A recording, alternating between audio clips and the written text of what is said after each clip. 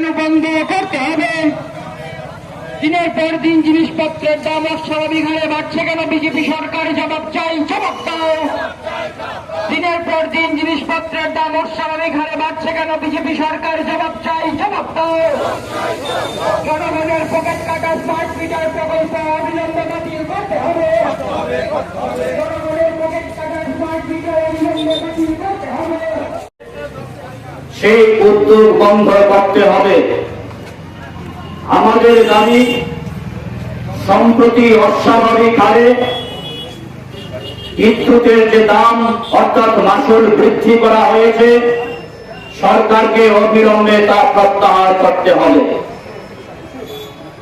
শাসক দল বলবার চেষ্টা করছেন বিরোধীরা কিংবা বামপন্থীরা উন্নত প্রযুক্তির বিরোধিতা করছেন স্মার্ট মিটারের।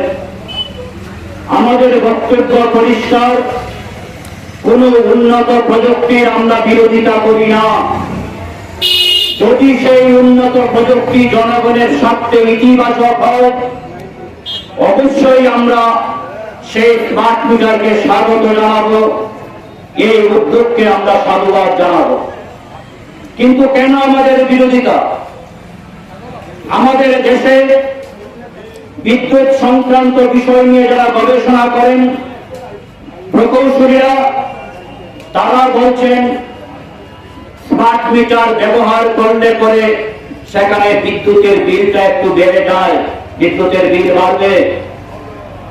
আমাদের প্রশ্ন হচ্ছে, এই প্রকল্পে যে স্মার্ট মিটারগুলি লাগানো হচ্ছে, আপনারা শুনছিলেন আমার আগে বক্তা বলছিলেন আপনাদের কাছে যে আমাদের দেশের আদানি, আম্বানি, টাটা এই সমস্ত গোষ্ঠীগুলিকে তার বরাদ দেওয়া হয়েছে। আমাদের দেশে সরকারি তথ্যে বলা হচ্ছে 27 কোটি, বেসরকারি তথ্যে বলা হচ্ছে আর একটু বেশি, যে এই যে স্মার্ট মিটার লাগানোর যে প্রকল্পটা সরকার সেখানে গ্রহণ করছেন। এক একটা স্মার্ট মিটারের দাম 10,000 টাকারও বেশি।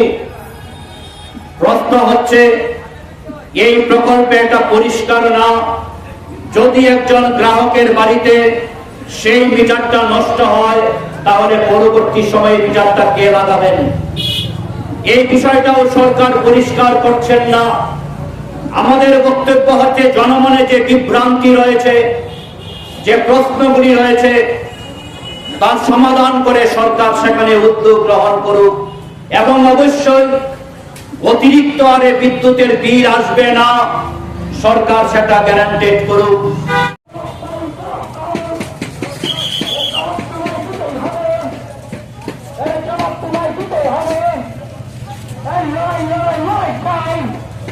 আরে